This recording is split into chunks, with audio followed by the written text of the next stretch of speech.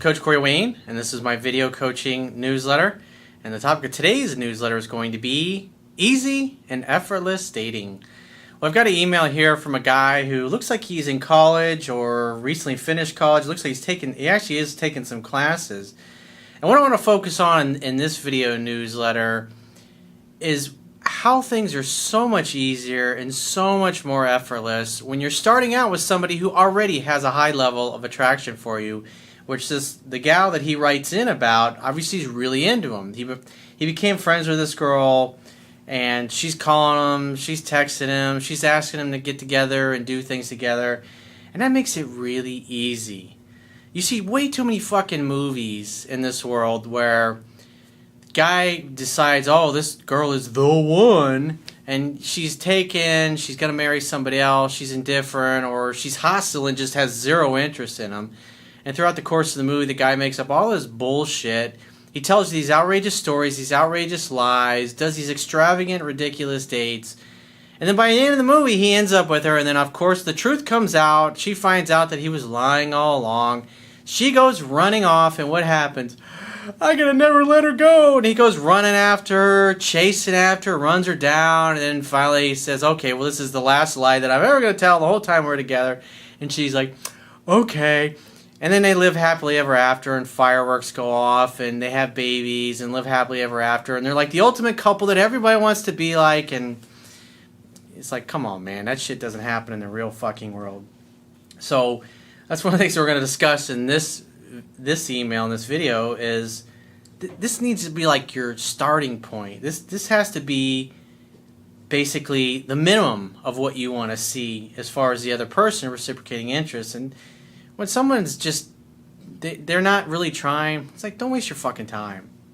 So I got a quote that I wrote, and then we're going to go through the email that he wrote in. And the quote says, when it comes to pickup, sex, dating, and relationships, it will always be easier and more effortless to make sure you only date people who seem to reciprocate a high level of attraction and interest in you from the start. The higher your attraction is for someone when their attraction for you is lower, the harder you will have to work to keep the conversation going, get them to accept date invitations, and escalate things sexually. Most people have seen way too many movies when one person wants someone who is available, taken, indifferent, or simply disinterested, and throughout the course of the movie they are able to attract this person and create interest with extravagant gifts, dates, or outrageous stories and lies. This is fantasy, not what dating and attraction are really like in the real world. Set a minimum quality standard for yourself that you will only date and ask out potential lovers who are excited to talk with you, very friendly, reciprocate interest and curiosity, and who enthusiastically accept your date invitations. I just get tons and tons of email from guys who are like, this girl's not paying attention. We go out, I try to kiss her, she gives me the cheek. And it's like they're buying her gifts and they're doing this and that. It's like, man, I mean, I did that shit when I was in my 20s. After you beat your head against the wall a lot and you realize, wait a minute, that girl that asked me out, I mean, it was pretty easy. She kissed me first. And when you start having experiences like, you go, wow, this is so much easier. What the hell was I thinking? Then that eventually, if you apply enough of the things I talk about in my book, that becomes your standard. That's the minimum quality, the minimum level of effort that you've got to see from that other person. Otherwise, you're not wasting your time. You ask a girl out and she's kind of like, no way. You don't get my time with that kind of a response. So he writes in, he says, hey Corey, I hope you're doing well. I'm writing you this because I'm very thankful for your book and for the YouTube videos that you upload. You have taught me many things I didn't know about women, and you've also changed my point of view about women. About an hour ago, a friend of mine came over to my house. I met her at college. She sat in front of me and said, did you study? Talking about a test, and then I proceeded to ask her name and her age and things about her life. Then at the next class, she tested me. So you notice what's going on. I mean, think about it from this perspective. Especially if it's at the beginning of the semester. I mean, you know you're going to be in class 3 or 4 months at a time. So if you're seeing her today, it's like you don't have to be in a rush to do anything. As a matter of fact, if you have lots of choices and lots of options, this often, and especially in these kinds of situations, is how you're going to react. Because you don't want to ask somebody out if you're not really sure that you like him. If you know you're going to see him, and you also already have too many options as it is, you already don't have any more time to fit any other women or friends in your schedule for the week. You want to make sure, if you're going to give somebody the honor of being in your schedule and spending an evening with you, that you really want to spend time with them, and they're really going to make it worth your while, i.e. they're enthusiastic about being with you. And so you can kind of see he's really just he's taking his time. Now it could be the only girl he's talking to, but he's taking his time and he's acting like a guy that has lots of choices and lots of options. You know, especially if you got a coworker or somebody that you work with, or somebody in the same group of friends that you're going to see that other person all the time. You can take your time. You don't have to be in a rush. It's actually counterproductive to be in a rush. Now, if you're out in public and you're never going to see that person again because you're never going to be in that place, then yeah, you want to pull the trigger and go for it. But in this case, it's great, and plus she's making it easy for him. She didn't sit in front of me, but sat leaving a gap in front of me, and then went away and came back after a few minutes. I knew it was a test, so I didn't sit in front of her the moment she entered the classroom. It's like women do little things like that. They leave a seat next to you and say, hey, because if he likes me, he'll come sit next to me. That's what they think. But when you don't, remember, it's a scientific fact that women are more attracted to men whose feelings are unclear. So if you have lots of women in your class or at work that want you to sit next to them in the meetings or whatever, you're going to take your time. There might be somebody else that's going to come into the class or the meeting or whatever that you may want to sit next to her. So you're not really sure. Or maybe you're comfortable where you're at and you really don't feel like fucking moving. Think about that. When she came back, I spoke to her and she was very interested in my WhatsApp number. She asked me twice about it. 2 times she says, hey, what's your WhatsApp number? In other words, she wants to make sure that you don't leave before she gets your number. Really fucking easy this way. You're going about your life being awesome, focus on your mission, your purpose, which is being a student and getting your shit together so when you graduate you can go charging 100 miles an hour into your career and become successful at it. Meeting women is just a side effect of having a kick-ass, awesome life, even for the college student. Or the guy, even because I know lots of people start out watching me when they're in high school. Doesn't matter. It's focus on being awesome. Focus on working every day to make your life the way you want it, where you're getting up and you're doing the kinds of things that you really want to do it. It usually takes several decades to get to the point like where I'm at in my life, where I can come and go as I please.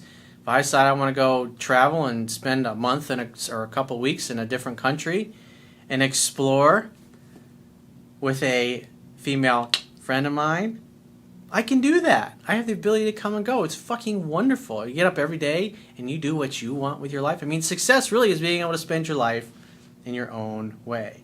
And it's really great, especially in our day and age with how we're connected. There's so many different careers and businesses and things that you can do where you can work remotely. Everybody that works for me, they all work remotely. So when they make their own schedule, I give them objectives to take care of. And once I don't give a shit where they are or what they're doing. Just get this stuff done. Plan your own fucking schedule.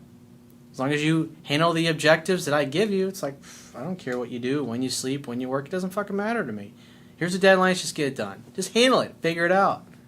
And so many more companies are doing that because what they found is that people actually end up working more when they make their own schedule, especially if they like what they're doing. It's not really work to them. They'll sit with their husband or their wife or their significant other in bed at night and work till 2 or 3 in the morning just because they're really passionate about it.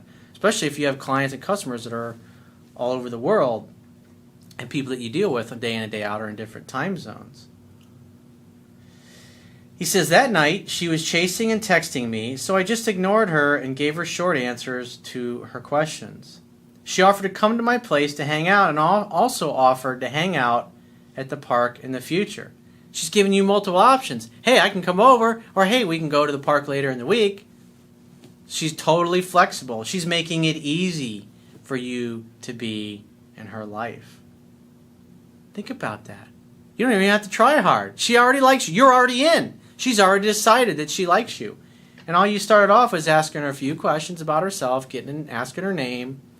Just like I talk about in the book, totally fucking textbook beautiful. He says, well, she came over and we had a good time. We ate pizza, we watched animals, we listened to some music, etc. and I was gazing at her lips the whole time. She even fell into my shoulder. Oh yeah, I'm sure that was an accident. Notice what they do. It's like they do everything other than kissing you, making the move, saying, hey, I'm ready to hook up. It's like they put themselves into your orbit and they expect you to do the rest. I don't care how young or how old they are, all women do this. Healthy women do this. They have a healthy self-esteem, and they're not a feminazi or a control freak or a woman that's pissed off at men. She told me she was attracted to me because she felt good near me. And that's because you got to love in such a way that the person you love feels free. She comes and goes. There's no pressure. You're not trying to lock her down. She's not sure of where she stands with you. He says, the moment she told me that, I went for the kiss. It was a short one, but she didn't hesitate, and she let me do it. After the kiss, she said, well, it's late, and I have to go. He says, I haven't talked to her yet because I want her to think about me and think about the kiss, and I also want her to think of me as an enigmatic person.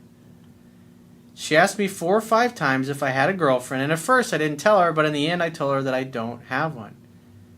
I always got room for one more, or gentlemen don't kiss and tell. I was like, why, are you asking to be my girlfriend already? It's really just kind of our first date. I don't even know if you're a good kisser yet.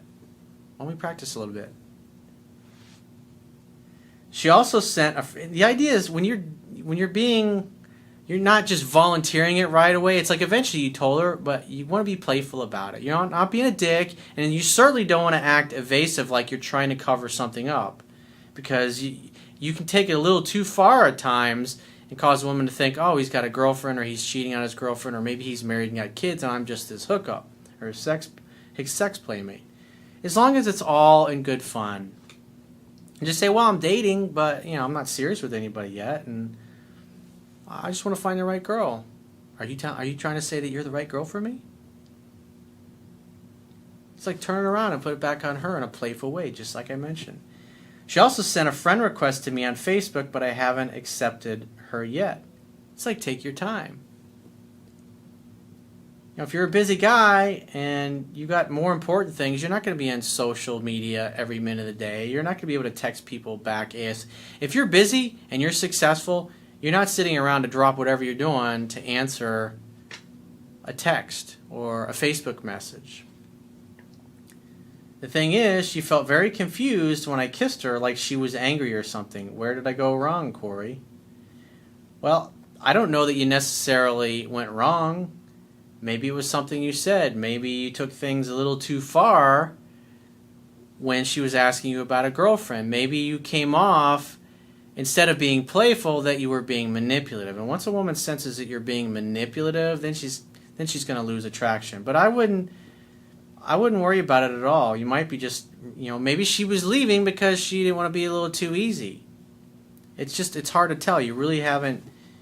I don't see anything in your email that would say that you necessarily did anything wrong, other than the fact that, when she kept asking you and pressing you about the girlfriend, how you actually responded. Were you playful? Were you teasing? Or were you just being a cold dick and kind of evasive? Because there's a difference. It's to be cocky and funny and charming, not a cold dick or a jerk or a guy who's like, hey, it's none of your fucking business kind of thing.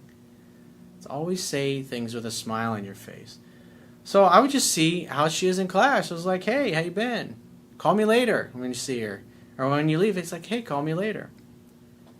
Give it a week. See what happens. See if she texts you. The next time she reaches out, assume she wants to see you, and say, hey, I had a really good time hanging out with you the other day. I'd love to see you again. When are you free to get together? And then you make the next date.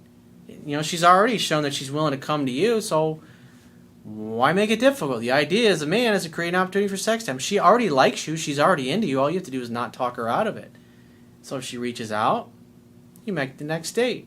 Hang out, have fun, and hook up. Keep it really simple. There's no reason to complicate it.